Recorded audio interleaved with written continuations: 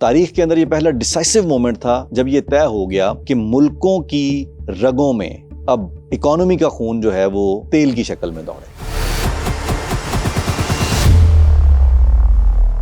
कि ये black gold है, तो किसी जमाने में ये लोगों को बिल्कुल भी अंदाजा नहीं था। और ब्लैक गोल्ड की टर्म क्यों क्वाइन की गई ये भी मैं आपको बताता हूं। तो ये भी एक मिसकंसेप्शन है। ओरिजिनली 1859 में अमेरिका में तेल दरियाफ्त नहीं हुआ था। पहला जो तेल का कुआं मॉडर्न टाइम पीरियड में बनाया गया वो उन्होंने खामोशी से एक इंतहाई तेज आदमी जो उनके सिस्टम में था खुफिया मिशन पे सऊदी अरब भेजा। इस डील को इतना खुफिया रखा गया कि 40 साल बाद 2016 में फिर जो है वो मिस्र के अंदर ममीज का जो प्रोसेस था उसमें वो और बहुत सारी चीजें इस्तेमाल करते होंगे। इतने बुरे हालात में अमेरिका ने सरवाइव कैसे किया? अमेरिकी शहर न्यू हैम्पशायर के अंदर ब्रेटन वुड्स होटल में एक मुलाकात होती है 1944 में, जिसके अंदर 44 मुमालिक से 700 से ज्यादा मंदूबीन वहां इकट्ठे होते हैं।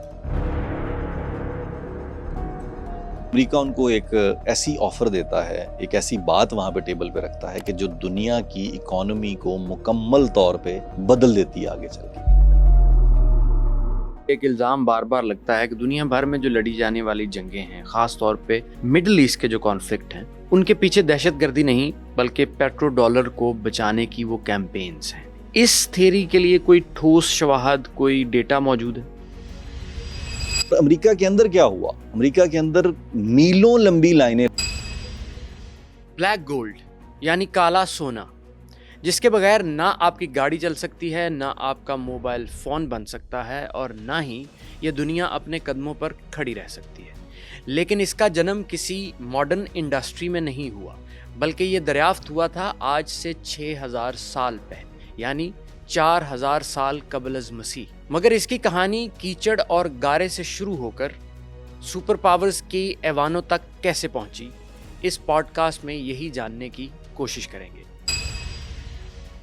मैं हूं जवाद अहमद और मेरे साथ मौजूद हैं Usman Raza. Welcome Usman. Thank you. Usman, ये बात इटसेल्फ एक बड़ी अजीब सी लगती है कि ऑयल जिसको हम समझते हैं कि ये कुछ ही सालों पहले की दरियाफ्त है, आज से 6000 साल पहले इंसान इसको दरियाफ्त कर चुका था। जवाब, जिस तरह बहुत सारी चीज़ें जो हैं वो इत्तफाकन दरियाफ्त होती हैं और फिर ऐसा पता चलता है कि इन चीज़ों को किस तरह से इस्तेमाल किया जा सकता है। तेल भी बिल्कुल इसी तरह दरियाफ्त हुआ था आज से कुछ 6000 साल पहले मेसोपोटामिया जो मौजूदा इराक है।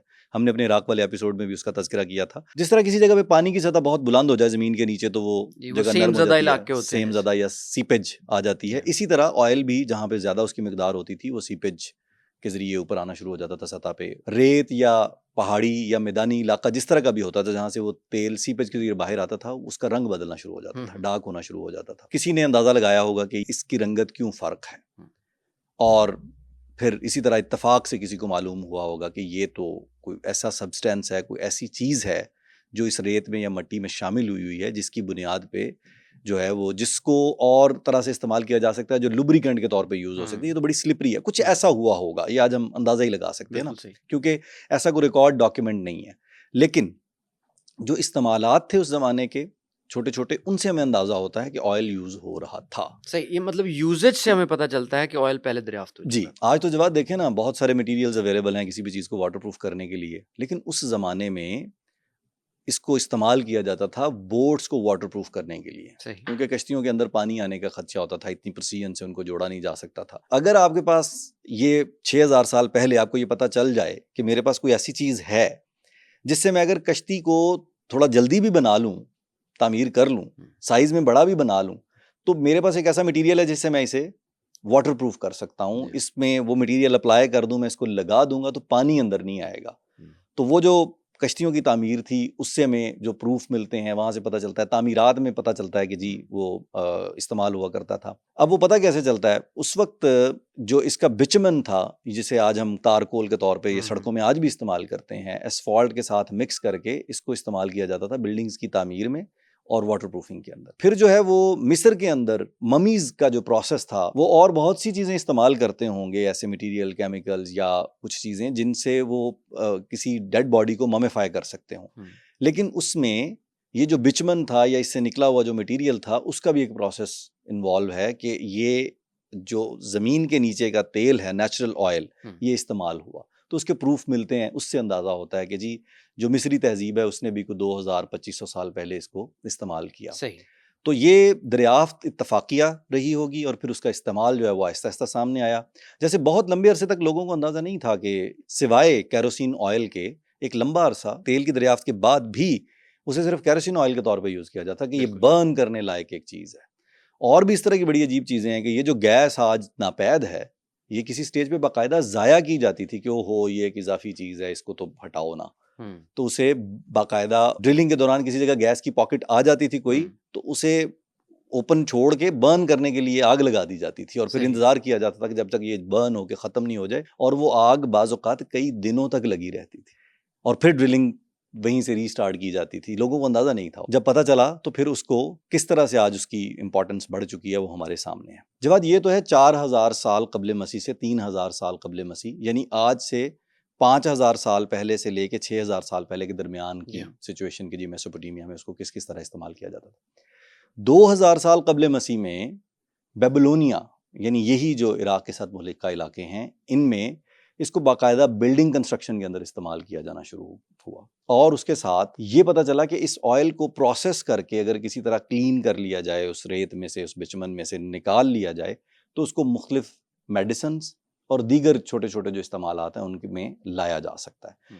तो वो प्रूफ्स मिलते हैं कि जी बेबीलोनियन जो लोग थे, उस सोसाइटी ने 2000 साल क़ब्ल मसीह में स्लाइटली रिफाइंड जो शक्ल थी इस ऑयल की, सीपेज ऑयल की, उसको इस्तेमाल करना शुरू किया स्लाइटली प्रोसेस करने के बाद, जो भी उनकी उस वक्त की अंडरस्टैंडिंग थी उसके मुताबिक। 2000 साल क़ब्ल मसीह से 4000 साल क़ब्ल मसीह के दरमियान का जो टाइम पीरियड है, उस पूरे टाइम पीरियड के अंदर हम देखते हैं कि सीपेज ऑयल के मुख्तलिफ इस्तेमालात मौजूद थे। और इंटरेस्टिंग बात यह है कि ये जो सीपेज ऑयल किसी एक जगह पे अगर मौजूद है, तो उस ज़माने में कम्युनिकेशन तो नहीं थी ना ऐसी कि जी अगर इराक में सीपेज से ऑयल निकल रहा है तो वो बात जो है वो चाइना में भी पता हो या वो अमेरिका में रहने वाले लोगों को पता चल जाए। अगर ऐसा होगा तो वो कैसे होगा? वो होगा ट्रैवलर्स जो हैं वो एक जगह से दूसरी जगह जब जाते थे तो वो किससे सुनाते थे कि हमने वहाँ ये देखा, वहाँ ये देखा। तो इसी तरह ये जो मालूमात थी, ये चलते चलते जब ऑयल दरियाफ्त हुआ अमेरिका में लेटर ऑन, जिसका हम अभी आगे चल के तज़किरा करेंगे, तो इसी बुनियाद पे मुख्तलिफ ममालिक ने तलाश शुरू की थी तेल की कि कहाँ प्रूफ मिले हैं माजी में, हिस्ट्री में हमारे कोई हिस्ट्री के अंदर ट्रैवलर्स के रिकॉर्ड्स हैं या कोई और इस तरह का रिकॉर्ड किसी जगह भी अवेलेबल है, तो उस रिकॉर्ड को चेक किया जाए कि कहाँ पता चल सकता है कि जी ऑयल का।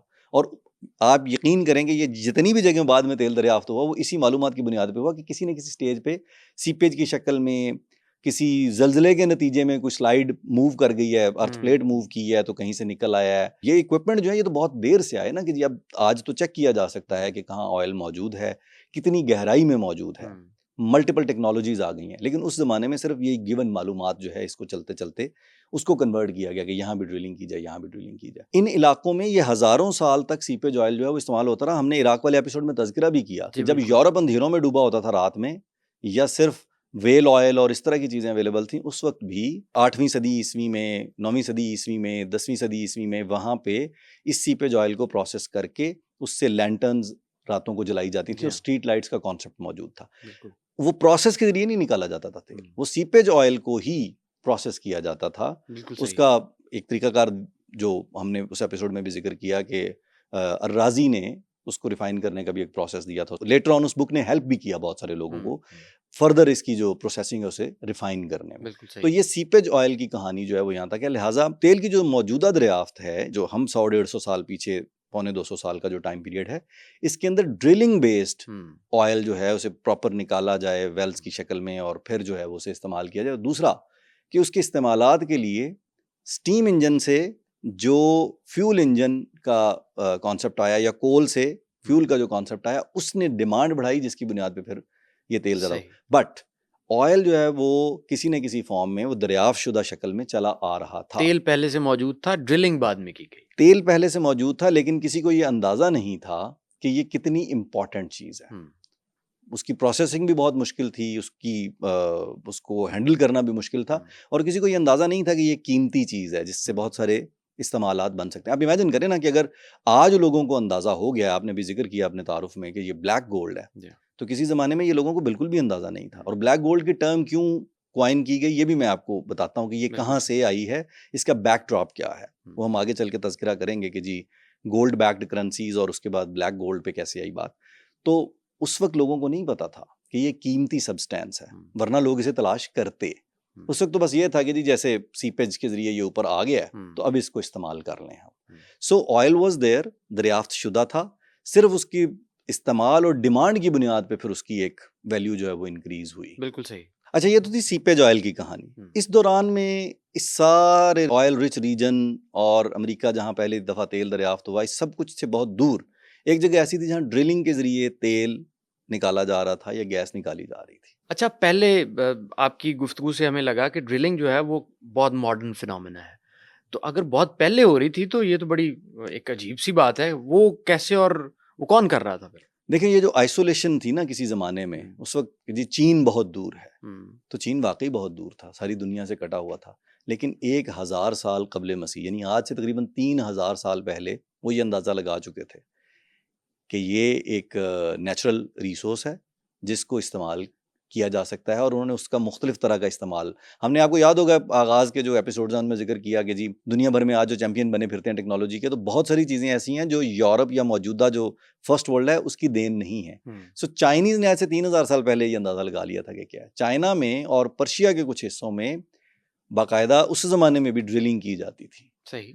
और चाइना में बैम्बू जो है यानी बांस एक नेचुरल पाइप की शक्ल में होता है, तो नरम जगहों पे उससे ड्रिल किया जाता था ऑयल निकालने के लिए, और ख़ास तौर पे उन्होंने ये डीकोड कर लिया हुआ था कि गैस जो है उसको बर्न किया जा सकता है। सही। तो चाइनीज़ जो है वो बैम्बू से यानी बांस से जो है बांस को इस्तेमाल करते हुए एज पाइप ड्रिलिंग करते थे, और फिर जब गैस उसको हिट करती थी तो फिर बांस के पाइपों के ज़रिए बांस से बांस जोड़ के उसको पाइप की शक्ल दे के उसे ट्रांसमिट भी करते थे, ज़बरदस्त, एक से दूसरी जगह लेके जाते थे जहां वो उसे कमर्शियल इस्तेमाल के लिए या मे बी डोमेस्टिक यूसेज के लिए भी इस्तेमाल करते हों। लेकिन उस वक्त जो है उसका बर्निंग ही उन्होंने ये सोल्यूशन निकाल लिया हुआ था। देखिए, ये जो मेसोपोटामिया और ये वाली रेंज है जहाँ सीपेज थी, सीपेज की वजह से उसका एक ऑयल की एक तो किस्म मुख्तलिफ थी, वो ये जो क्रूड ऑयल है इसकी शक्ल में था। तो वो जब आता था तो वो इतना रिफाइंड होता नहीं था, वो स्याह रंग का एक गाढ़ा मादा है जो रेत में और मिट्टी में मिला हुआ है, तो उसकी प्रोसेसिंग इसलिए ज़रा मुश्किल थी। यहाँ पे इन्होंने डीकोड कर लिया था कि जी क्लीन गैस या क्लीन ऑयल जो है वो इसी फॉर्म में निकलता है जो क्रूड, उसको इस्तेमाल कैसे करना है। सो पर्शिया, हम पहले भी ये बात कर चुके हैं कि आज से 4000 साल पहले, 5000 साल पहले दुनिया के और ख़ित्तों में 3000 साल पहले बहुत सारी चीज़ें ऐसी थीं जो बाकी दुनिया से आगे थीं। सो चाइनीज़ डिड दिस कि उन्होंने commercial, semi commercial kind of, जहाँ अवेलेबिलिटी है, जहाँ पहुँचा सकते हैं वो, उन्होंने ड्रिलिंग भी की और उस ऑयल और गैस को इस्तेमाल भी किया। अब हमको बहुत क्लियरली बता नहीं सकते क्योंकि अगेन वो जो एक आइसोलेशन है ना चाइना के साथ पूरी दुनिया की, वो एक लंबा अरसा जो है वो चली, तो हमें ये अंदाज़ा नहीं है। जैसे उन्होंने पेपर बहुत पहले ईजाद कर लिया था, प्रिंटिंग बहुत पहले ईजाद कर ली थी, यूरोप में बहुत देर में, वो दुनिया में आम नहीं हो सकी, दुनिया में आम नहीं हो सकी, बहुत सारी चीज़ें ऐसी थीं। सो ये भी उनमें से शामिल है, इसलिए हमें ये पता नहीं है क्लियरली कि वो बर्न करने के अलावा उससे और कोई फर्दर प्रोसेस करके क्या सोल्यूशन निकालते थे। कोई उसके अंदर से, जिस तरह आज पेट्रोलियम जेली निकलती है और वो बहुत सारी चीज़ों में इस्तेमाल होती है क्रूड ऑयल के अंदर, इस तरह कोई और लेयर उन्होंने क्रिएट की, इसके बारे में कोई ख़ास मालूमात अवेलेबल नहीं है। मालूमात होगी मे बी चाइनीज़ लैंग्वेज में किसी चाइनीज़ बुक में हो, लेकिन हमारे पास जो है ना उसकी एक्सेस है सच नहीं है। चाइनीज़ और जो पर्शियंस थे, इन्होंने किसी न किसी तौर जहाँ जहाँ अवेलेबिलिटी थी इसको किसी हद तक डीकोड किया हुआ था। प्लस जो सबसे मज़ेदार बात है कि रिकॉर्ड्स में ये पता चलता है कि 200 मीटर्स तक ड्रिल भी किया हुआ है चाइनीज़ ने ऑयल निकालने के लिए। सो किसी न किसी तौर उनको ये भी उन्होंने अंदाज़ा लगा ही लिया होगा कि भाई ऑयल है कहाँ पे।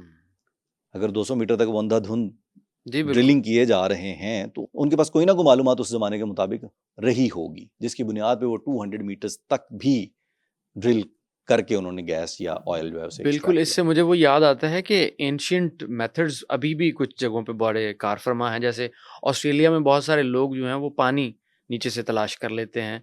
दे हैव सम मिस्टीरियस मेथड कि वो पानी तलाश कर लेते हैं, ऊपर चलते फिरते ज़मीन पे रहते हैं और उन्हें पता लग जाता है कि जी यहाँ पे पानी है, यहाँ से ड्रिल करना चाहिए। मेरा ख्याल है कि लोकल विजडम में उसके कोई ना कोई सिंबल्स होंगे, सतह के ऊपर किसी तरह की कोई रंगत बदलती होगी या कोई ख़ास जड़ी बूटी वहाँ उगती होगी, कोई पौधा ऐसा उग जाता होगा जिससे उनको अंदाज़ा हो जाता होगा कि भाई यहाँ पे पानी की गहराई कम है, पानी की सतह ऊंची है तो पानी यहाँ से निकाला जा सकता है। हाँ, यकीनन ऐसा है।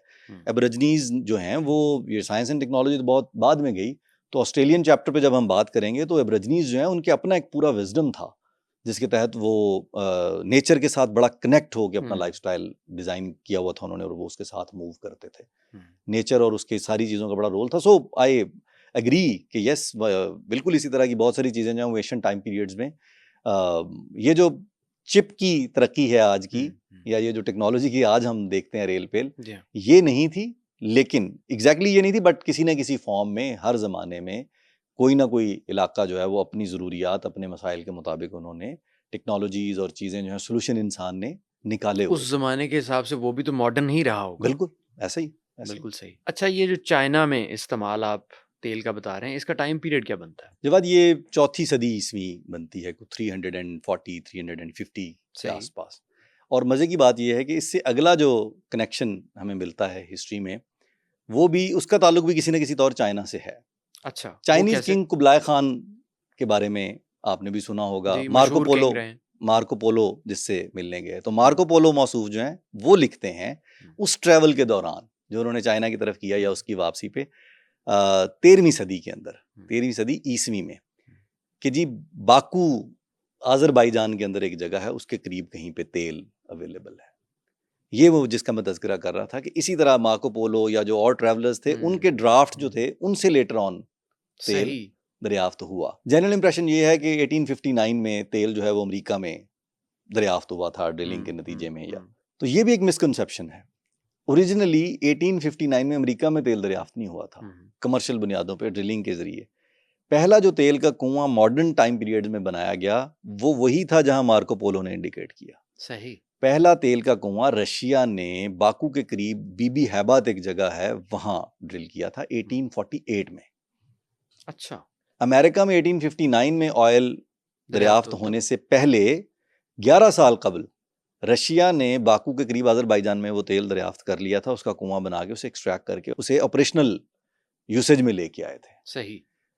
लेकिन अभी भी दुनिया को आइसोलेशन की वजह से उस तरह से नहीं पता था कि ये सब्सटेंस जो है वो कितना इंपॉर्टेंट होने वाला है आगे चल के। जब अज़रबाईजान के बाद अगली जो कमर्शियल प्रोडक्शन है वो भी अमेरिका नहीं है। सही। वो रोमानिया है। अच्छा। तो रोमानिया में 1857 में कमर्शियल प्रोडक्शन स्टार्ट हुई ऑयल की। असल में हुआ ये कि इस दौरान में एक ब्रेक थ्रू छोटा सा जो बड़ा इंपॉर्टेंट बना लेटर ऑन, वो था कि 1853 में एक पोलिश फार्मासिस्ट थे, उन्होंने केरोसिन ऑयल को एक्सट्रैक्ट करने का प्रोसेस है उसे रिफाइन कर लिया। उस ब्रेक थ्रू से पता ये चला कि जी क्रूड ऑयल से इसको एक्सट्रैक्ट करना आसान है या ज़्यादा मिकदार एक्सट्रैक्ट की जा सकती है और ज़्यादा बर्नेबल ऑयल जो है वो निकाला जा सकता है। हालांकि 920 ईस्वी में अबू बकर अर-राज़ी जो मुस्लिम साइंटिस्ट थे उन्होंने बगदाद में किताबुल असरार के अंदर जो प्रोसेस दिया था वो भी केरोसिन ऑयल को ही रिफाइन करने का प्रोसेस था। सही।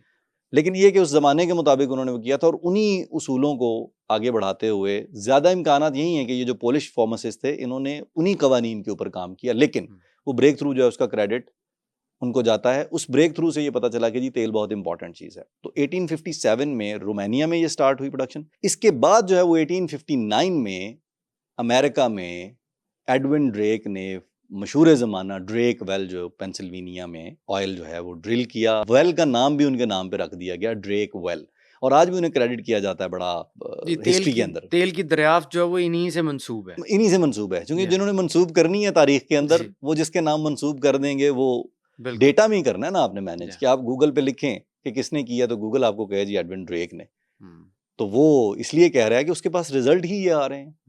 10,000 रिजल्ट्स में से वो स्कैन करके बताएगा तो 9,500 रिजल्ट्स में ये लिखा हुआ है। जिस तरह रेडियो की इजाद जो है वो मार्कोनी को क्रेडिट की जाती है, इसी तरह जो है वो उनके नाम लगता है। असल में एडविन ड्रेक जो है वो भी एक ऑयल एक्सप्लोरिंग कंपनी में एम्प्लॉय थे, और मजे की बात यह कि इनको कर्नल ड्रेक भी कहा जाता है। अच्छा, वो कोई आर्मी के साथ ताल्लुक था उनका? बिल्कुल भी नहीं, ये ऐसे कर्नल थे जिनका आर्मी से कोई ताल्लुक नहीं था, और इनको कर्नल का जो ओहदा है ऑनरेरी वो भी किसी फौज ने नहीं दिया था या सरकार ने नहीं दिया था। जिस कंपनी में वो काम करते थे उस कंपनी के मालिक ने ऑनरेरी उनका नाम के साथ कर्नल लगाया हुआ था। मतलब वो ना सही वाले कर्नल थे ना वो ऑनरेरी कर्नल थे, वो उर्फे आम में कर्नल थे। नहीं, वो मेरा ख्याल है निकनेम वाले कर्नल थे।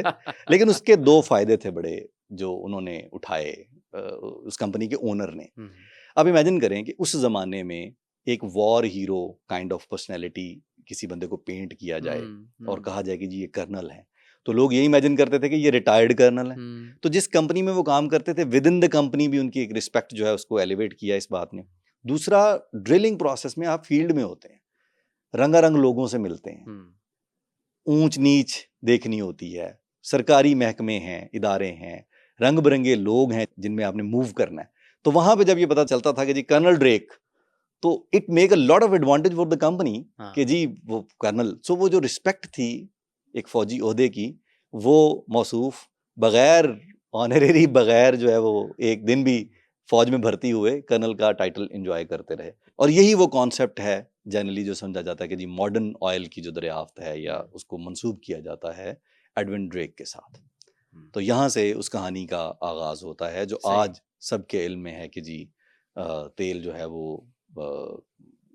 कमर्शियल ग्रेड पे एक्सट्रैक्ट होना शुरू हुआ। उसके बाद एक बहुत बड़ा बूम आ गया पेंसिल्वेनिया में ना, हर बंदे को ऑयल के यूसेज का पता चल गया था कि ये एक ज़रूरी सब्सटेंस है।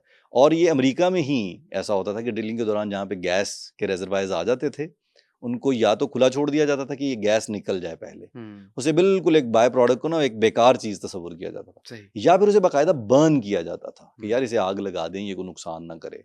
तो वो आग लगा के उसे छोड़ दिया जाता था, जब तक वो गैस बर्न नहीं हो जाती थी तब तक ड्रिलिंग को आगे कैरी नहीं किया जाता था या ऑयल नहीं निकाला जाता था। और ये जो ऑयल एक्सप्लोरेशन का जमाना है, इस पे मूवीज भी बहुत सी बनी हुई हैं, तो उनमें ना एक पिक्टोरियल डिपिक्शन मिलती है। अगेन देखिए ना, सिनेमा में कोई ऐसी मूवी नहीं है जो ये बताए कि जी पहला तेल का जो कुआं है वो कमर्शियल मॉडर्न जमाने में वो बाकू के करीब अजरबैजान में निकाला गया था या बनाया गया था, या ऑयल की कमर्शियल प्रोडक्शन जो है वो अमेरिका से पहले रोमानिया में स्टार्ट हुई थी।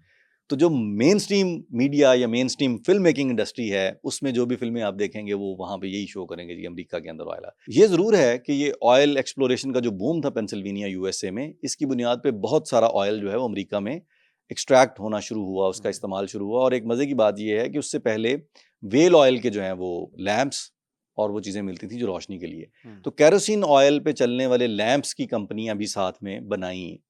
इन ऑयल कंपनीज ने लोगों को आहिस्ता आहिस्ता जो है वो इंटीग्रेट करना शुरू किया। और उस ज़माने में फिर दीगर जो बड़े ममालिक थे, बरतानिया, फ्रांस, तुर्की, इनको भी इस बात की फिक्र हुई कि ये जो नई प्रोडक्ट है ये ज़्यादा एफिशिएंट है, इसको इस्तेमाल करने के लिए या इसको एक्सप्लोर करना चाहिए या इसे ढूंढना चाहिए। और शायद उसकी ये वजह भी थी कि मशीनें भी उस वक्त बहुत ज्यादा बनना शुरू हो गई, नया नया मैकेनिकल वर्क जो है, जैसे स्टीम इंजन इजाद हो चुका था, तो उसके बाद फिर यकीनन ये ख्याल आया होगा कि अब उसी इंजन को इस तेल पे भी चलाया जा सकता है। ये ख्याल जो है वो थोड़ा सा बाद में आता है। वो इस तरह से कि स्टीम इंजन जो है वो कोल को बर्न करके स्टीम हासिल की जाती थी, उस स्टीम से इंजन चलते थे। तो जब ये पता चला कि जी कोल से ज़्यादा एफिशिएंट बर्न करने लायक कोई चीज़, कोई सब्सटेंस ऐसा मिल गया है जो लिक्विड फॉर्म में है, तो क्या ये मुमकिन है कि हम इसको बर्न करें और उससे स्टीम बनाएं। तो वो एक ना ब्रिजिंग कॉन्सेप्ट आया। कंबस्चन इंजन जो है वो उससे थोड़ा अरसा बाद आता है। 1885 में मोटर ऑयल के तौर पे जो है वो फिर फर्दर इसकी जो है पता चला कि जी ये जो क्रूड ऑयल है इसके अंदर और ऐसे सब्सटेंस हैं जिनको जैसे डीजल जो है वो उसकी कंबस्चन और तरह है, जो पेट्रोल है, गैसोलीन है, वो वाली उसकी और तरह है। तो आगाज में कैरोसिन ऑयल, उसके बाद डीजल, यानी जो कमर्शियल गाड़ियां जो थी बड़ी ट्रक, उनका डिजाइन बनना शुरू हुआ। पहले तो इंजन जो है वो सारे स्टीम पे चलते थे और कोल के जरिए, तो ये एक एफिशिएंट मेथड था। जैसे जैसे फिर वो चीजें इजाद होनी शुरू हुई, उसके साथ वो जो इंडस्ट्रियल रेवोल्यूशन के इस हिस्से में जो चीजें जिस तरह बनती चली गई, उसी तरह फिर जो है वो उनकी नई नई टेक्नोलॉजीज और ज़्यादा से ज़्यादा प्रोडक्शन और ज़्यादा ऑयल ढूंढने। फिर उसी वक्त बरतानिया ने दौड़ लगाई कि जी तेल हमें भी ढूंढना चाहिए, ये तो अमेरिका हमसे आगे निकल जाएगा, हमारी इजारादारी ख़त्म ना हो जाए। तो 1885 में जो है वो बाकायदा मोटर कार्स जो हैं उनकी शक्ल में ऑयल यूज़ होना शुरू हुआ और मोटर कार्स भी आना शुरू हो गई। इसी तरह ट्रक्स जो हैं वो फिर जंगी जो सामान है, आगे चल के हम जिक्र करते हैं अभी कि पहली जंग अजीम में क्या रोल प्ले किया ऑयल ने। ये एक नया चैप्टर खुला लोगों के लिए कि जी एक नया सब्सटेंस लिक्विड फॉर्म में उसको किस किस तरह इस्तेमाल किया जा सकता है ट्रांसपोर्टेशन के लिए या मशीनरी को चलाने के लिए। एक एनर्जी सोर्स दरियाफ्त हो गया। तो जब इस तरह फिर यूएसए में एक बूम आया और यूएसए के अंदर जो है वो ऑयल एक्सप्लोरेशन, ऑयल एक्सट्रैक्शन के डिफरेंट यूनिट्स और एक इंडस्ट्री पूरी की पूरी डेवलप होनी शुरू हुई, जो जिसने उस वक्त उस ज़माने में पूरी दुनिया में जो लीड कर रही थी एक तरह से। उसका ग्लोबल एवेन्यू पे आना जो है वैसा है कि 1870 में जॉन डी रॉकफेलर जो है उन्होंने स्टैंडर्ड ऑयल कंपनी की बुनियाद रखी, जो उस वक्त फिर आहिस्ता आहिस्ता दुनिया की सबसे बड़ी या ऑयल लीडिंग कंपनी बनी। लेकिन इसके बावजूद बाकू की जो ऑयल फील्ड थी जिसका हमने तज़किरा किया था अभी थोड़ी देर पहले, वो दुनिया में उस ज़माने के अंदर 1871 टू 1890 के दौरान में वो दुनिया की सबसे बड़ी ऑयल फील्ड वही थी। तेल सबसे ज़्यादा वहीं से निकाला जाता था, एक फील्ड से। मैं एक फील्ड की बात कर रहा हूँ, वैसे अमेरिका सबसे ज़्यादा ऑयल निकाल रहा था। तो 1871 से लेके 1900 तक का जो 30 साल का टाइम पीरियड, इस दौरान में बाकू की जो ऑयल फील्ड थी जिसका भी हमने तज़किरा किया, वो ही दुनिया की सबसे बड़ी इंडिविजुअली सबसे ज्यादा तेल प्रोड्यूस करने वाली ऑयल फील्ड थी। फिर जो है वो और कंपनीज जो हैं, रोथस्चाइल्ड फैमिली जो है उसने ऑयल के अंदर इन्वेस्टमेंट्स करनी स्टार्ट की, नोबेल ब्रदर्स जो हैं वो आए इस बिजनेस में। तो ये एक पूरा जो है ना एक ग्लोबल इंडस्ट्री की शक्ल इख्तियार कर गया 1900 तक पहुंचते पहुंचते। अच्छा, ऑयल की ये कहानी जो मेसोपोटामिया से शुरू हुई और उसने अमेरिका में आके बूम पकड़ा, लेकिन अभी हम देखते हैं कि middle east oil rich region के तौर पे मशहूर है, तो ये वहाँ कैसे पहुंचा? जवाद, ये जो आज की दुनिया में मिडिल ईस्ट इतना इम्पोर्टेंट है, इतना हॉट है, इतने मसाइल जो जुड़े हुए हैं ना मिडिल ईस्ट के इर्द गिर्द सारे, उनमें ये नेमत है या जहमत है, ऑयल का बहुत बड़ा रोल है। बरतानिया को जब ये फिक्र लाहक हुई 19वीं सदी के आखिर में कि भाई अब अमेरिका जो है वो तो तेल प्रोड्यूस कर रहा है और ये टेकअप कर रहे हैं ओवरऑल इस मार्केट को, तो हमें साथ देना है, हमारे पास अपना ऑयल होना चाहिए, हम तो मजबूर हैं अब खरीदने पे उनसे। तो अपना ऑयल क्या, बरतानिया में तो ढंग की कोई फसल नहीं उगती, हम बात कर चुके हैं बरतानिया वाले एपिसोड में, तो ऑयल कहाँ से आता वहाँ से? तो व्हाट दे डिड वाज कि जी फटाफट लाइब्रेरियाँ स्कैन करो। उन लाइब्रेरियों की स्कैनिंग के दौरान में फिर उन्हें प्रूफ मिलने शुरू हुए।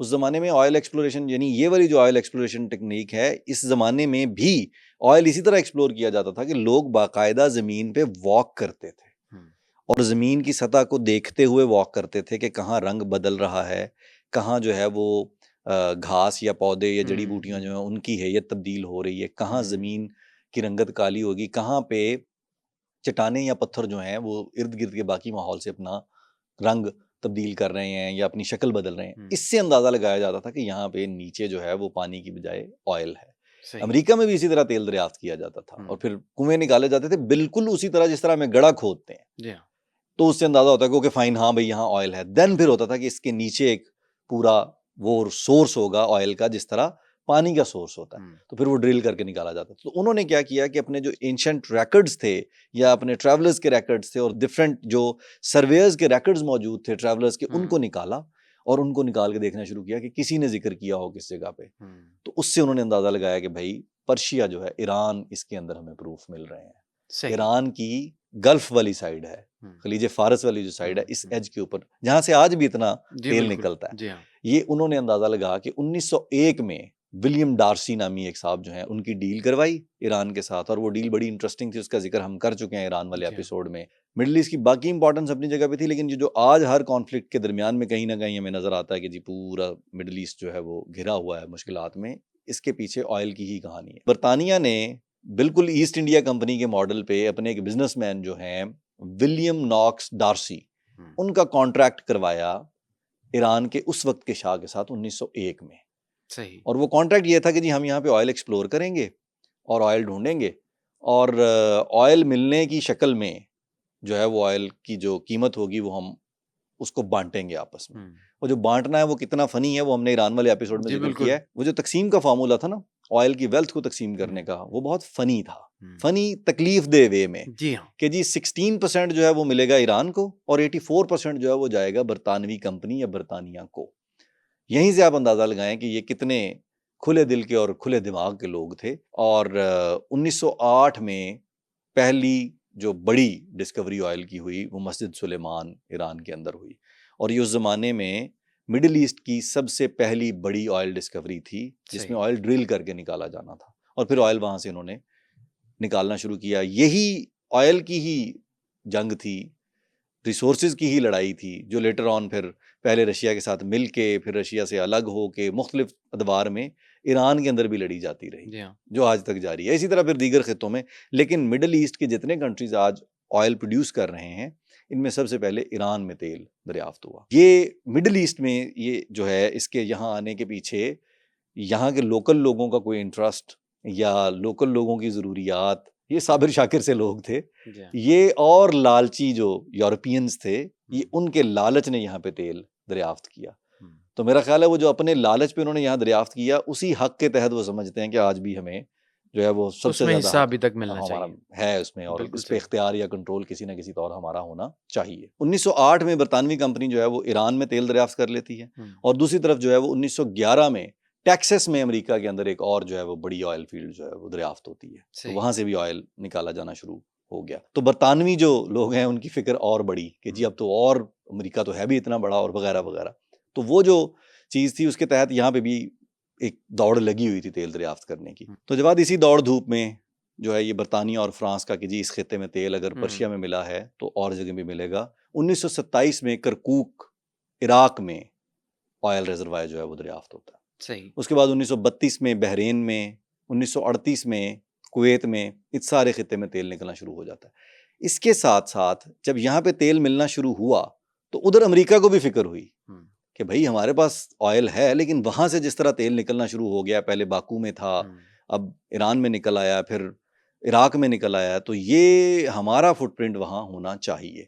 दूसरा साथ में वो हमने तज़किरा किया था इसराइल वाले एपिसोड के अंदर भी, तो इसराइल की भी यहाँ बुनियाद रखने की जो है वो जोड़ तोड़ शुरू हो चुकी थी, बाल्फूर डिक्लेरेशन हो चुका था, और जो यहूदी उनको यहाँ पे आबाद किया जा चुका था, और जो यहूदी अमेरिका में मौजूद थे उनका भी ये ख्याल था कि हमारे इर्द गिर्द जो है वो रिसोर्सेज होने चाहिए इस खित्ते के अंदर, ताकि हम इसराइल को सपोर्ट कर सकें। यहाँ पे हमारा एक एलाई मौजूद होगा, तो यहाँ पे जो बरतानिया और फ्रांस का कंट्रोल है इन पूरे इलाकों में, हमें पाँव रखने की जगह मिलेगी, उस पे चेक रख सकते हैं। तो ये गिव एंड टेक था इसराइल के लिए। प्लस उन्होंने फिर ये देखा कि भाई इराक में भी इन्होंने ऑयल दरियाफ्त कर लिया और ये उसका कंट्रोल इनके पास है, पर्शिया में भी जो ईरान है उस जमाने का उसमें भी इनका है कंट्रोल, तो सऊदी अरेबिया में भी, ये गल्फ की दूसरी साइड पे भी इम्कान है कि ऑयल होगा।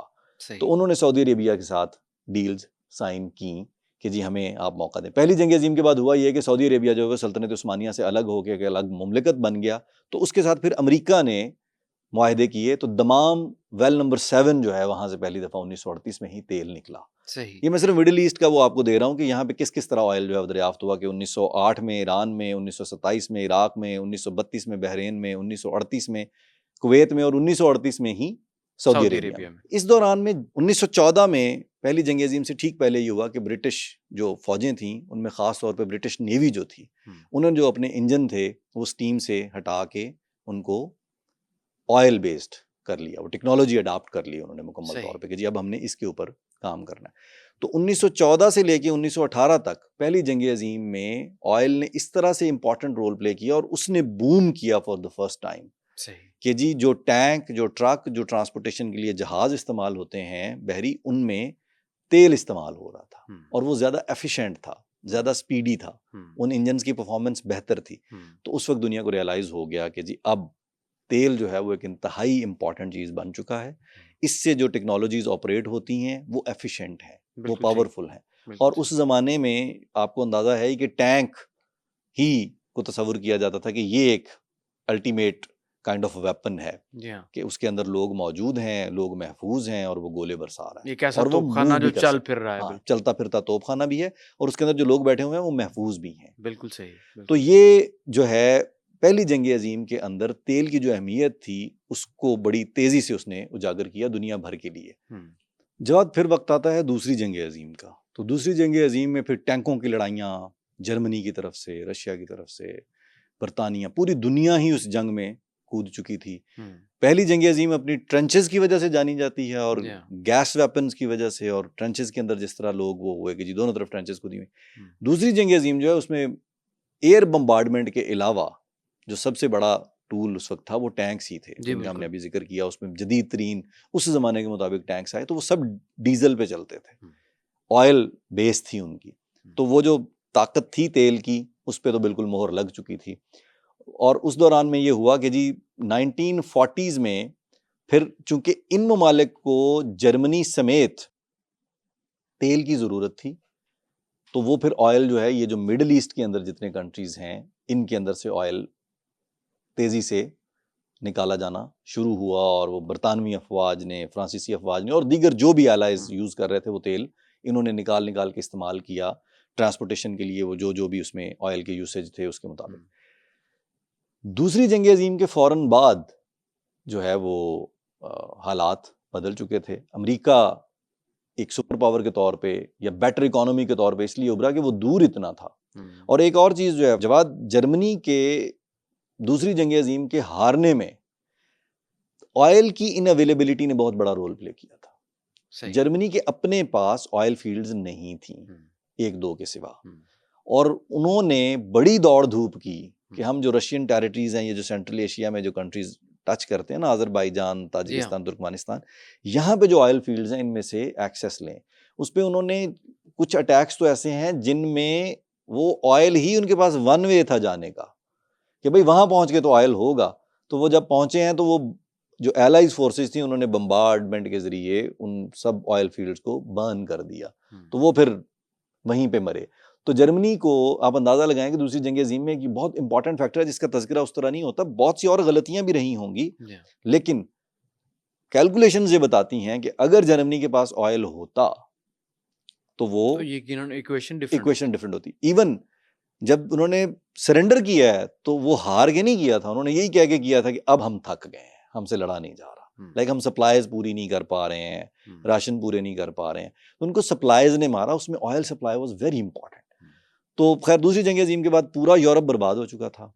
ऑयल फील्ड्स तो चलें दूर थे, लेकिन उस ऑयल को इस्तेमाल करने के लिए ना इंडस्ट्री बची, ना ट्रांसपोर्टेशन बची, ना सड़कें बची, सब हालात मुकम्मल। तो अमेरिका जो है वो एक स्ट्रॉन्ग इकोनॉमी के तौर पे उभरा। सही। वो वहाँ से बैठ के इस जंग में लेटर ऑन कूदा और पूरी तरह फिर उसने उसको फासले से बैठ के देखा। अमेरिकी लोगों ने तो जंग देखी नहीं उस तरह बिल्कुल ऐसा ही है। फौजियों ने और तरह देखी, जो उतरे यहाँ पे आगे यूरोप में और उन्होंने पाँव रखा, उन्होंने तो देखी जंग, लेकिन अमेरिकन लोगों को उस जंग का बिल्कुल भी उनका असर नहीं पहुंचा सिवाय पर्ल हार्बर के।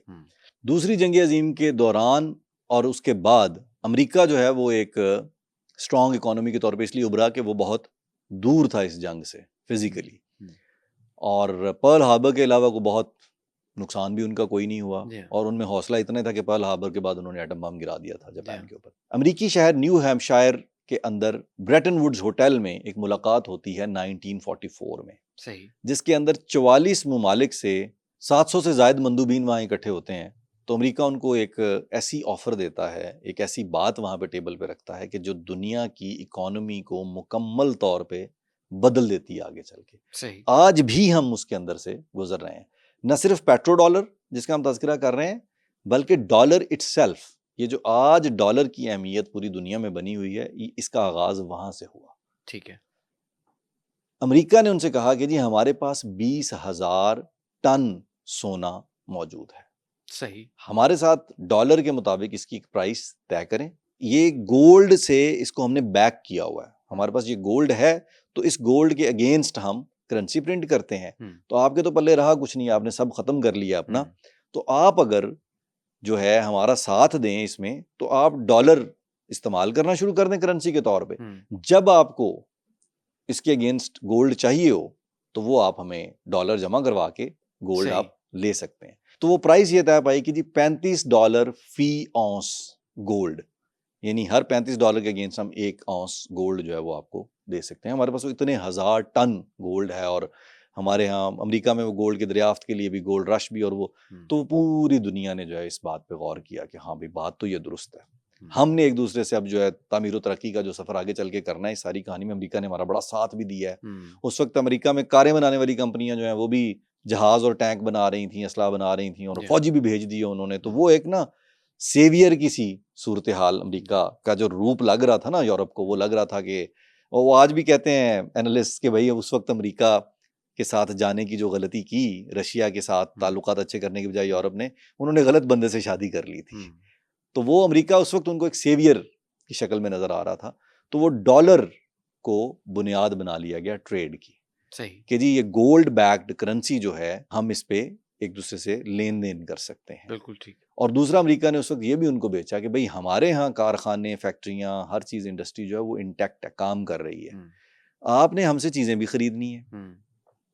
तो आपने ये जो ट्रांजैक्शंस हमारे साथ भी करनी है इसको भी डॉलर में लेके आए, बिल्कुल और सही। हमारे पास तो बैक करने के लिए गोल्ड मौजूद है।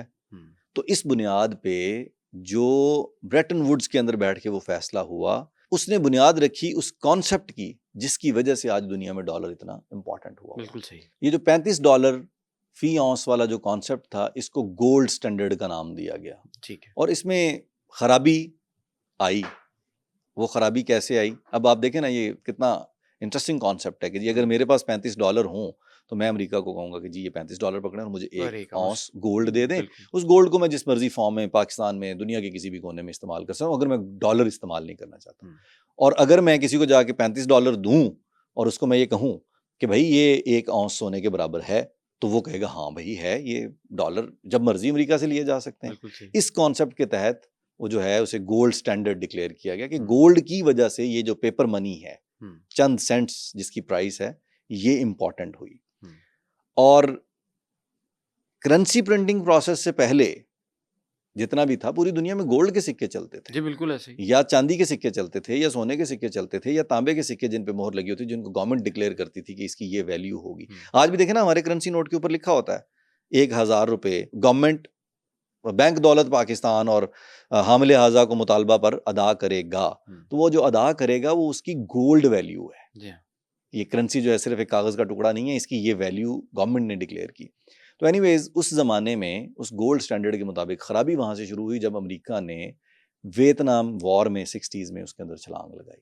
सही। और वो हमने जिक्र भी किया था जो अमेरिकी हमलों वाला एपिसोड है उसके अंदर के, फिर जी कितने बिल्कुल। लोग मरवाए उन्होंने, और उसमें जो इकोनॉमी का बेड़ा गर्क हुआ, हम्म, वो बहुत सारा पैसा जो है वो उन्होंने प्रोडक्शंस कर करके उसमें झोंकना शुरू कर दिया।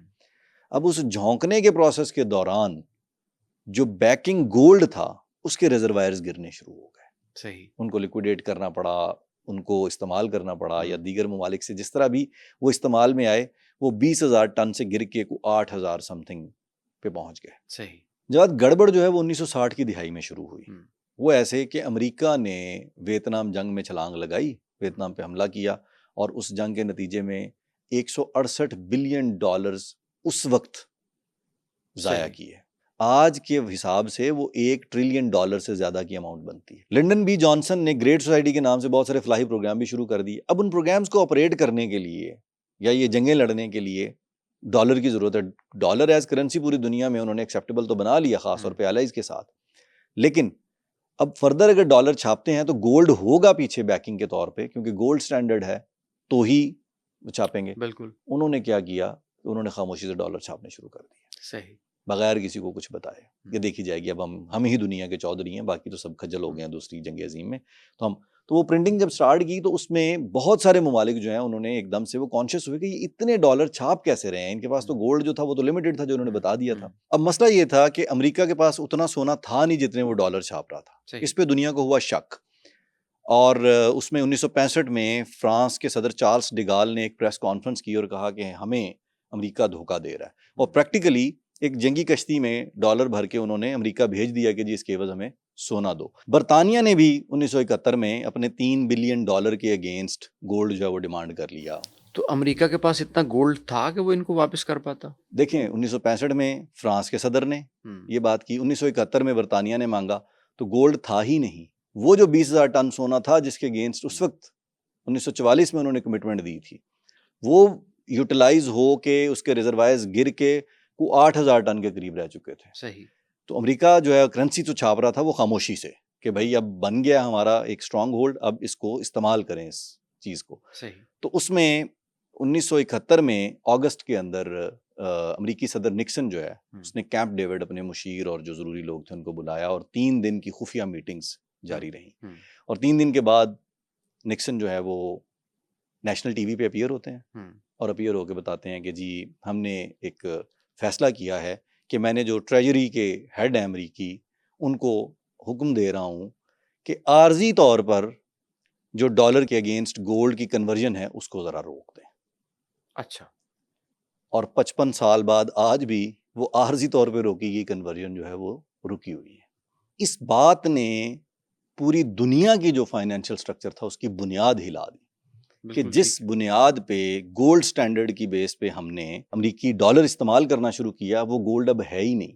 अब जिस गारंटी के तौर पे हम डॉलर्स में डील करते थे उसकी बैकिंग से गोल्ड जा चुका है और वो कन्वर्जन उसकी बंद हो गई, यानी आपको गोल्ड मिलेगा नहीं। मतलब डॉलर की साख जो है वो बुरी तरह मुतासिर हुई। डॉलर की साख बुरी तरह मुतासिर हुई। लोगों को तो ये फिक्र लाहक हो गई ना कि अब ट्रेड कैसे होगी, प्लस ये जो डॉलर्स जिन पे हम ऑपरेट कर रहे थे इनकी वैल्यू अगर हम इन्हें कन्वर्ट नहीं कर सकते तो इनकी वैल्यू जीरो है। इस बात पे फिर एक पूरी दुनिया में एक जो डॉलर के जरिए ऑपरेट कर रहा था वहां पे एक भूचाल आ गया। ये जो वाकया है इसको हिस्ट्री में निक्सन शॉक के नाम से जाना जाता है। ये वो एक और टर्निंग पॉइंट था 1944 के बाद कि जिससे पेट्रो डॉलर की बुनियाद रखने के लिए रास्ता हमवार करना पड़ा अमेरिका को। तो जवाब ये जो निक्सन शॉक है इसने पूरी दुनिया में एक हलचल मचा दी और पूरी दुनिया का जो कॉन्सेप्ट था कि ये जो डॉलर है ये इसकी बैकिंग अब खत्म हो गई है तो इसकी वैल्यू तो एक कागज के टुकड़े की है। बिल्कुल ऐसा ही है। और कागज के टुकड़े से ज्यादा इसकी वैल्यू सिर्फ ये है कि अगर अमेरिकी हुकूमत इसे एक्सेप्ट कर रही है या कोई और हुकूमत एक्सेप्ट करे या उनके मुल्क के अंदर जो बैंक्स या इदारे हैं वो उसको अगर एक्सेप्ट करें तो अब वो कागज का टुकड़ा जो है वो एक पावरफुल कॉन्सेप्ट ऑफ मनी के ऊपर बेस कर रहा था। अच्छा, डॉलर की साख जब इतनी बुरी तरह मुतासिर हो रही थी, डॉलर की बैगिंग में गोल्ड जो है वो नहीं आ रहा था, तो मार्केट तो क्रैश कर जानी चाहिए थी, डॉलर की कोई वक़्त तो रहनी नहीं चाहिए थी, लेकिन हम देखते हैं कि डॉलर क्रैश तो नहीं किया। उसकी क्या वजह? डॉलर क्रैश नहीं किया लेकिन डॉलर की जो कदर थी उसमें बड़ी तेजी से कमी आई 1971 से 1973 के दौरान।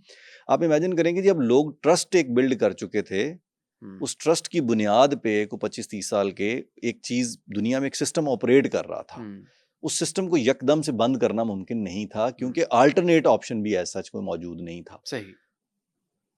बरतानिया ने अगर कोई चीज़ खरीदनी है फ्रांस से तो वो किस बुनियाद पे खरीदेगा? चलें ये तो दो ममालिक ऐसे हैं कि जी इनके दरमियान को ट्रेड का चांस बनता है। अगर यूरोप की सेंट्रल यूरोप में से किसी कंट्री ने चेकोस्लोवाकिया जो उस वक्त इकट्ठा था उसने कोई चीज़ खरीदनी है जर्मनी से या बेचनी है तो वो किस करेंसी में बेचेगा?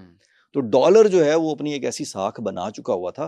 जब गोल्ड की बैकिंग हटी पीछे से, गोल्ड स्टैंडर्ड डाउन हुआ, खत्म हुआ, तो उसकी बड़ी तेजी से प्राइस में कमी आई 73 में। लेकिन फिर 1973 में एक ऐसा वाकया पेश आया कि जिसने अमेरिका को मौका फराहम कर दिया नए सिरे से इस चीज को कंट्रोल करने का, डॉलर की इंपॉर्टेंस बढ़ाने। और वो क्या वाकया था? वो वाकया था अरब ममालिक की इसराइल के साथ जंग। ठीक है। अब देखें इसकी एक दूसरी साइड है। अगर हमसे कोई बंदा ये कहे कि जी ये जंग लगाई इसलिए गई थी या ये जंग का माहौल इसलिए बनाया गया था कि अरब ममालिक जो इसराइल पे हमला करें और हम इसराइल को मुकम्मल तौर पे सपोर्ट करके सप्लाई दें, इसराइल इनको टफ टाइम दे, तो उससे हम ऑयल का जो कंट्रोल है वो अपने हाथ में ला सकें। तो ऑयल एक ऐसा चीज है जो गोल्ड की जगह गोल्ड को रिप्लेस कर सकता है, गोल्ड को रिप्लेस कर सकता है या गोल्ड की जगह उसको एज गारंटियर कि इसकी प्राइस या वैल्यू इतनी अहम हो चुकी है। ऑयल पे कंट्रोल हासिल करें और ऑयल जो है वो बैकिंग के तौर पे डॉलर की इस्तेमाल किया जाए, यानी ऑयल जो है वो गोल्ड को रिप्लेस कर सकता है क्योंकि ऑयल की एक वैल्यू बन चुकी थी, इंपॉर्टेंस बन चुकी थी। अगर ये बात हमसे को करे तो मेरा ये ख्याल है कि हमें उसे सिर्फ ये कह के नहीं झटक देना चाहिए कि ये कॉन्स्पिरेसी थ्योरी है, क्योंकि जब हम ऐड करते हैं ना सारे नंबर्स को तो ये बात भी ठीक मालूम होती है कि ये भी पॉसिबिलिटी है। अमेरिका जिस तरह के कदम उठाता रहा है उससे ये लगता है कि हाँ जी इस बात की भी पॉसिबिलिटी है कि अमेरिका ने खुद ही कहा हो कि ऐसा माहौल बनाएं अरब ममालिक के अगेंस्ट इसराइल से और फिर इसराइल को सपोर्ट करके इन सबको नुकसान पहुंचाएं। तो उन्होंने ओपेक जो बॉडी थी उसने ऑयल एम्बार्गो अनाउंस कर दिया। तो इस जंग में अमेरिका ने खुल्लम खुल्ला इसराइल की सपोर्ट शुरू कर दी। इस पे पूरे अरब ममालिक जो है उनमें गमो गुस्सा फैल गया। उस वक्त जो है वो सऊदी अरब के बादशाह जो थे शाह फैसल थे, सही, उन्होंने ओपेक कंट्रीज के साथ मिलकर एक डिसीजन लिया, जो अरब कंट्रीज ओपेक का हिस्सा थे उन्होंने ये फैसला लिया कि जी हम ऑयल एम्बार्गो लगा रहे हैं। किन ममालिक पे? अमेरिका समेत और कुछ ममालिक पे जिसमें कनाडा, बरतानिया, हॉलैंड, जापान ये सब भी शामिल थे। सही, कि जो जो लोग इनको सपोर्ट कर रहे हैं उन पे हम ऑयल एम्बार्गो लगा रहे हैं, हम इनको तेल नहीं बेचेंगे। ठीक है। ये वो टर्निंग पॉइंट था कि जिस पे जो है वो जब ऑयल की सप्लाई उन्होंने बंद की तो ये एक ऐसा कंट्रोल था।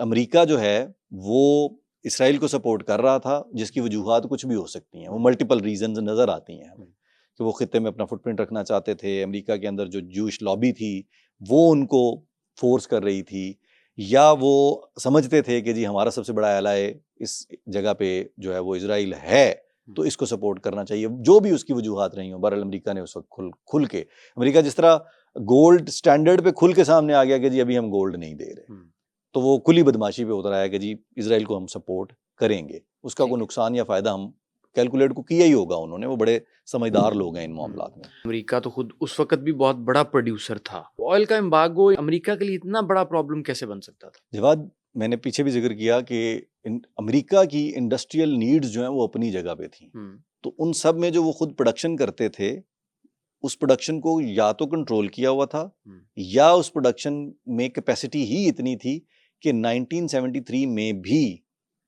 अमेरिका के जो नंबर्स हैं वो ये बताते हैं कि 30% के करीब अमेरिका ऑयल इंपोर्ट करता था। सही।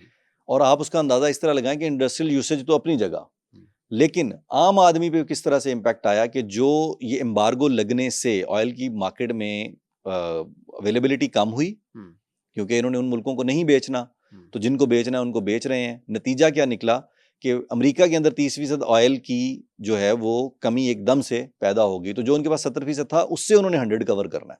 एम्बार्गो लगते ही अक्टूबर 1973 से लेके मार्च 1974 के दौरान ही ऑयल की कीमत जो है वो $2.90 से बढ़ के $11.65 फी बैरल पे पहुंच गई थी। यानी ऑयल की कीमत पर बैरल 3 गुना बढ़ गई।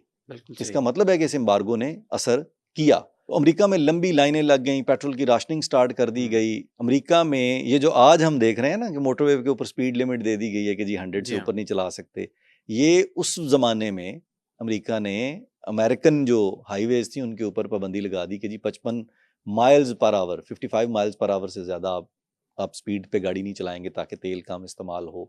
वो सारे मेजर्स जो ऑस्टेरिटी मेजर्स अब गवर्नमेंट ने लिए हैं, हमारी गवर्नमेंट ने इस कॉन्फ्लिक्ट के दौरान, ये वहां पे लेने पड़ गए उनको। तो जब पहली दफा अपनी गर्दन पे असर पड़ा उनके, तो वो फिर फौरन जो है वो दौड़ लगाते हैं और फिर वो किसी भी बात पे, लेकिन इस सारे शोर शराबे में एक चीज करने में वो कामयाब हो गए। और वो क्या थी?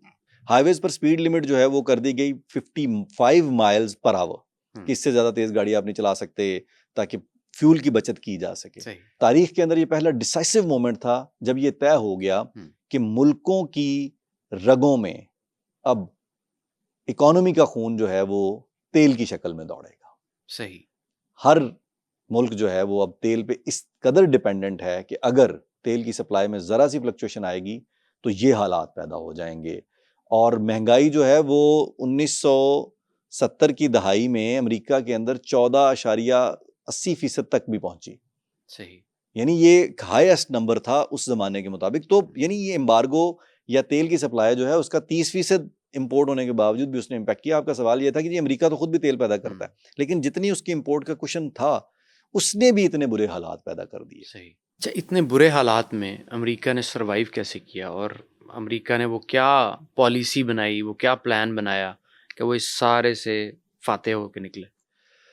देखें, जो हेनरी किसिंजर थे अमेरिकन वजीर खारजा उस वक्त, और निक्सन जो हैं, उन्होंने ये रियलाइज़ कर लिया था कि ऑयल जो है ना वो अब सबसे इम्पॉर्टेंट एंटिटी बन चुका है, न सिर्फ इंडस्ट्रीज़ और लोगों के रोज़मर्रा के जो ऑपरेशंस हैं इनको रन करने के लिए, बल्कि इकोनॉमीज़ को रन करने के लिए।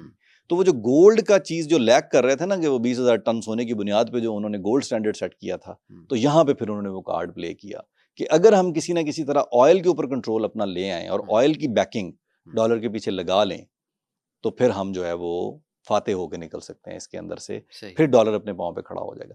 यहाँ पे इन्होंने वो मूव ली जिसने डॉलर को पेट्रो डॉलर में कन्वर्ट कर दिया। डॉलर जो $35 फी औंस गोल्ड का रिप्रेजेंटेटिव था, उसको ऑयल डिपेंडेंट किया। किस तरह के? उन्होंने सऊदी अरब के साथ मुआहदे तय किए कुछ। और वो क्या मुआहदे थे? वो मुआहदे खुफिया थे। 40 साल तक उन मुआहदों को किसी को अता पता नहीं था।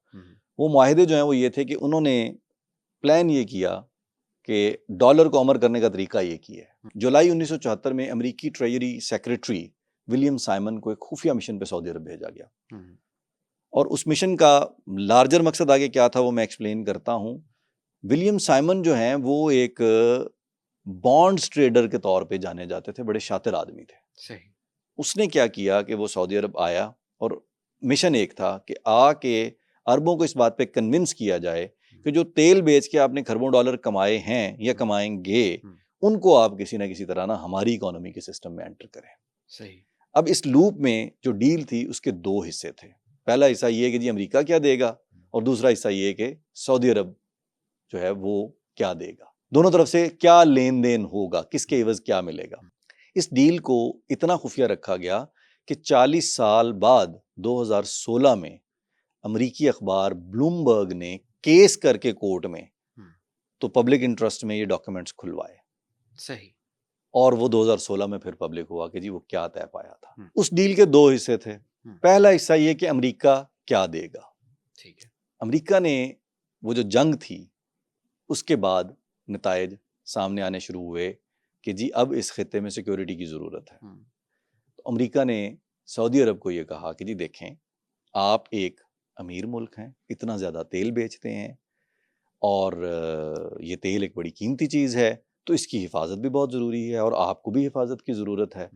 तो हम आपको जदीद तरीन तैयारे उस ज़माने के मुताबिक F-15 जो है वो देंगे, जंगी सामान देंगे, रेडार सिस्टम्स देंगे, जो कुछ जो मॉडर्न टेक्नोलॉजी हम अपनी हिफाजत के लिए इस्तेमाल करते हैं, सिक्योरिटी के लिए इस्तेमाल करते हैं, वो हम सब आपको देंगे। और इस टेक्नोलॉजी के साथ साथ फौजी तहफ़्फ़ुज़ और ख़ित्ते में सिक्योरिटी की गारंटी देगा।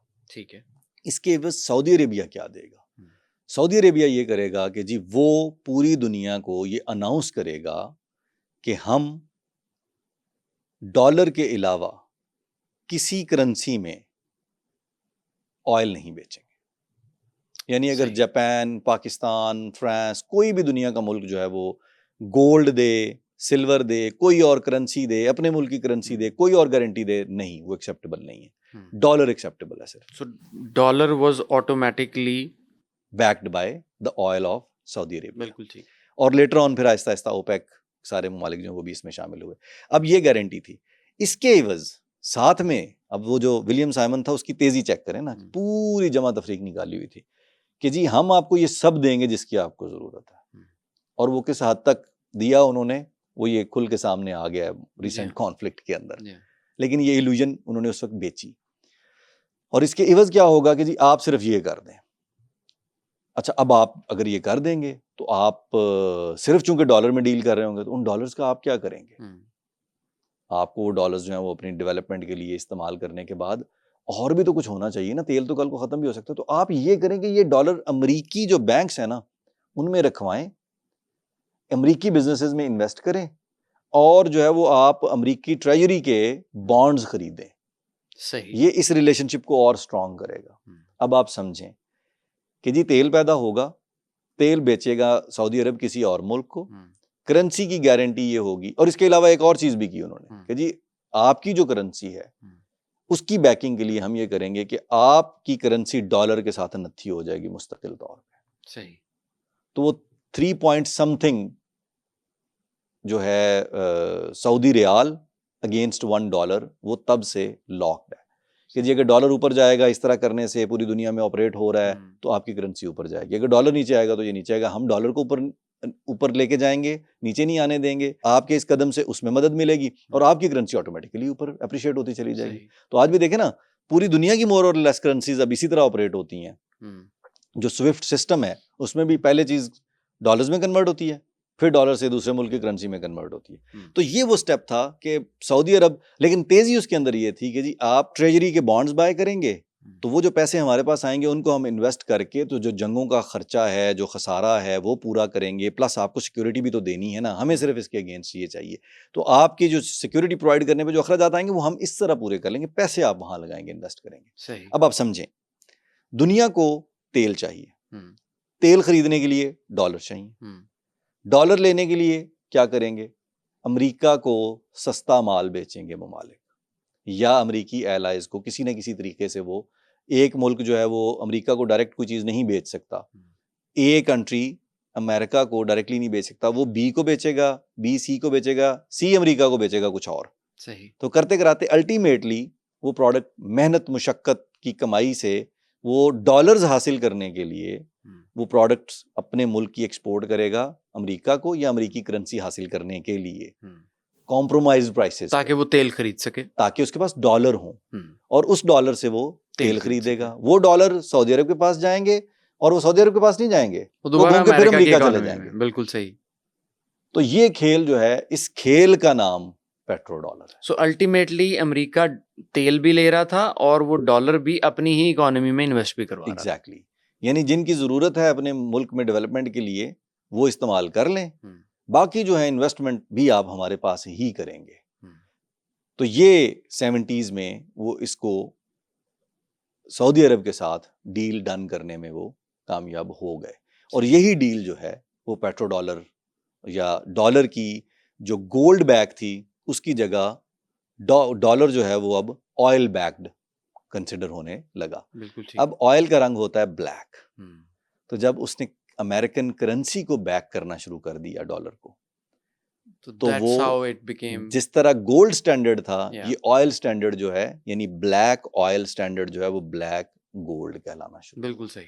जो मैंने आगाज में जिक्र किया था कि ब्लैक गोल्ड इसको क्यों कहा जाता है, एक तो वो कीमती है इसलिए भी मेटाफोरिकली कहा जाता है, लेकिन यहाँ पे ऑलमोस्ट लिटरल मीनिंग्स में इस्तेमाल होता है कि जी ब्लैक गोल्ड ये क्यों है, because it backs the strongest currency in the world. Strongest in a sense कि वो दुनिया के ज्यादातर ममालिक में वो ऑपरेट होती है। आपने फॉर ईस्ट एशिया से लेके दुनिया के किसी और कोने में ट्रैवल करना है तो ट्रैवल करते हुए पाकिस्तान से ये दुनिया की सबसे स्ट्रॉन्गेस्ट करेंसी जो जिसे कह लें कि जी जो सॉलिड करेंसी है वो डॉलर ही है। तो ये जो साइकिल है ना पेट्रो डॉलर का, कि पैसा अमेरिका में छपने के बाद निकलेगा, ममालिक के पास जाएगा, जैसे भी पहुंचे वो फिर तेल जरूरत के तहत तेल खरीदेंगे, डॉलर फिर घूम के वापस अमेरिका चला जाएगा। इसे पेट्रो डॉलर रिसाइकलिंग कहा जाता है इक्तिसादी जुबान में। ब्लूमबर्ग के मुताबिक 1974 से लेके 1977 तक वो जो उन्होंने कागजात निकलवाए और उनको फिर छापा भी उन्होंने, उसके मुताबिक इन 3 सालों के अंदर अंदर सऊदी अरब ने अमेरिका में $17 बिलियन के ट्रेजरी बॉन्ड्स जो हैं वो बाय कर लिए थे। सही। अब देखें, बॉन्ड्स अगर बाय कर रहा है एक मुल्क तो वो तो पता चलेगा, क्योंकि बॉन्ड्स तो ऑक्शन के लिए आते हैं ओपन मार्केट में। लेकिन अमेरिका यहाँ पे भी ये कर रहा था कि वो खामोशी से खुफिया तौर पे बेच रहा था, जिसका ओपन मार्केट में उनके अपने यहाँ भी स्टॉक एक्सचेंज में या किसी मार्केट में नहीं पता था। सही। क्यों ना पता चले? इसलिए पता ना चले कि ये डॉक्यूमेंट खुफिया रहे, पूरी दुनिया को ये पता ना चले कि अरब अमरीकियों को फाइनेंस कर रहे हैं। तो फिर जवाब 1974 में ये फैसला सऊदी अरब के साथ हुआ। 1975 तक ओपेक के जितने बाकी कंट्रीज थे उन्होंने भी इस बात को अडॉप्ट कर लिया कि जी अब हम भी ऑयल की सेलिंग जो है वो डॉलर की शक्ल में करेंगे। तो इस तरह पेट्रो डॉलर जो है वो गोल्ड की डेड बॉडी के ऊपर पेट्रो डॉलर का जन्म हुआ और पेट्रो डॉलर जो है वो आज तक उसी तरह ऑपरेट कर रहा है। आप तेल नहीं खरीद सकते डॉलर्स के बगैर।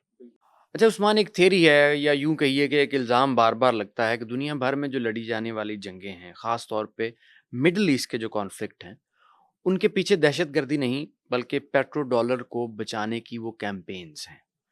इस थ्योरी के लिए कोई ठोस शवाहद, कोई डेटा मौजूद है? 3-4 केस स्टडीज हैं, मैं आपके सामने रखता हूँ, फैसला आप खुद कर लें।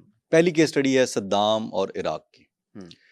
90s में इराक पर पाबंदियां लगाई गईं। उन पाबंदियों के नतीजे में 2000 में सद्दाम ने एक फ़ैसला किया जिसने वाशिंगटन को हिला के रख दिया। वो फैसला ये था कि जी अक़वाम मुत्तहिदा का जो ऑयल फॉर फूड प्रोग्राम है उसके तहत मैं तेल जो बेचूंगा वो डॉलर की बजाय यूरोपियन यूनियन की जो करेंसी है यूरो, उसमें बेचूंगा। इस पे पहले तो अमेरिका जो है वो उसने मजाक उड़ाया कि ये कैसे मुमकिन है, लेकिन 3 साल के अंदर अंदर 3.3 बिलियन यूरोज की सेल जो है वो सद्दाम ने यूरोपियन कंट्रीज को की और उसकी जो अदायगियाँ थीं वो यूरो में की गई और उसके नतीजे में यूरोपियन यूनियन की करेंसी यूरो डॉलर के मुकाबले में 30% ज़्यादा मजबूत हो गई, 30% उसकी प्राइस बढ़ गई। ये वो बात है कि विद इन 3 इयर्स इस चीज़ के आखिर में अमेरिका ने वेपन्स ऑफ मास डिस्ट्रक्शन का बहाना बनाया और इराक पे हमला कर दिया। उस हमले के नतीजे में जैसे ही सद्दाम को पकड़ लिया गया और इराक पे कब्जा कर लिया गया, बम्बार्डमेंट की गई, सारा वो हमने इराक वाले एपिसोड में उसका तज़किरा किया हुआ है। तो उसके बाद जो पहला कदम उठाया अमेरिका ने वो ये था कि जी फौरी तौर पे इराकी ऑयल की जितनी सेल है वो वापस डॉलर पे कन्वर्ट कर देगी। पहला केस तो है ये। ठीक है। दूसरा केस है मुअम्मर कज़ाफ़ी का। 2011 में लीबिया पे हमला किया गया, मुअम्मर कज़ाफ़ी मारे गए और ये कहा गया कि जी ये सब जमहूरियत के लिए किया हमने। जबकि 2015 में विकीलीक्स ने 2011 की वज़ीर ख़ारजा जो थी अमेरिका की हिलरी क्लिंटन, उनकी ईमेल्स हैक करके उनको डिकोड करके पब्लिश कर दिया। उसमें एक ईमेल के अंदर वाज़ेह तौर पे ये बताया गया कि जी अमरीकी और फ्रांसीसी इंटेलिजेंस एजेंसीज के पास ये खबर मौजूद है, मुअम्मर कज़ाफ़ी के पास 140 टन से ज़्यादा सोना है और इतनी ही चांदी मौजूद है, और वो ये करना चाह रहे हैं कि इस गोल्ड और सिल्वर की जो बैकिंग है इसके साथ एक अफ्रीकी करेंसी लॉन्च करेंगे गोल्ड दिनार के नाम से।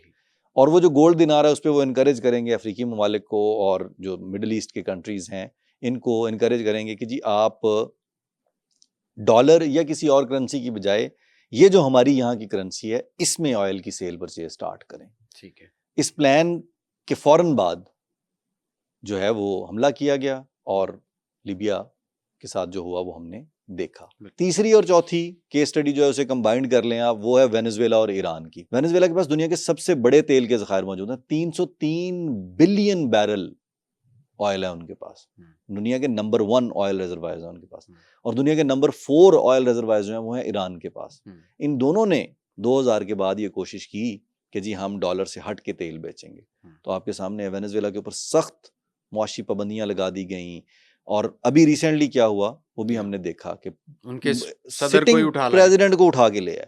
और दूसरी तरफ ईरान के ऊपर भी सख्त तरीन मुआशी पाबंदियां, और इवन ईरान को तो स्विफ्ट जो इंटरनेशनल बैंकिंग सिस्टम में जो जिसके जरिए ट्रांजैक्शंस होती हैं उस सिस्टम से ही किक आउट कर दिया गया, निकाल दिया गया। और जो रिसेंट अटैक्स हैं वो हमारे सामने हैं। तो इन केस स्टडीज पे नजर दौड़ाएं जवाद, तो ये बात जो है ये कॉन्स्पिरेसी थीरी नहीं लगती, ये थीरी एक सॉलिड थीरी लगती है कि यस, क्योंकि आप अगर गौर करें कि जी अमेरिका के साथ जो माजी में एक झटका उनको लगा, उससे उन्हें ये अंदाजा हो गया कि अगर हमने ऑयल की ये जो पावर है या पेट्रो डॉलर की ये जो पावर है इसको गिरने दिया तो ये हमारे अगेंस्ट जाएगा। लेकिन जब सूरत हाल जो है वो ये भी नहीं है कि कोई तब्दीली आ नहीं रही, हर उरूज को जवाल है। तो अब जो रशिया और चाइना के दरमियान ट्रेड है वो युआन में हो रही है, रूबल में हो रही है। इसी तरह ब्रिक्स कंट्रीज जो हैं जो तेजी से उसमें सऊदी अरेबिया और दूसरे ममालिक में भी they are also trying to get out of it, वो एक करेंसी के ऊपर होमवर्क कर रहे हैं कि हम एक करेंसी जो है आपस में बिजनेस करने के लिए डेवलप कर पाएं, जो लेटर ऑन यकीनी तौर पे ऑयल की जो सेल परचेज है उसमें भी इस्तेमाल होगी। तो द वर्ल्ड इज चेंजिंग।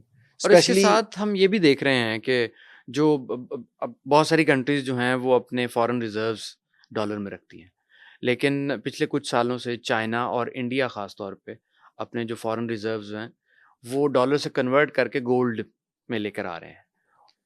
देखिए गोल्ड जो है वो हजारों साल से एक एक्सेप्टेबल करेंसी फॉर्म में ऑपरेट होता आया है।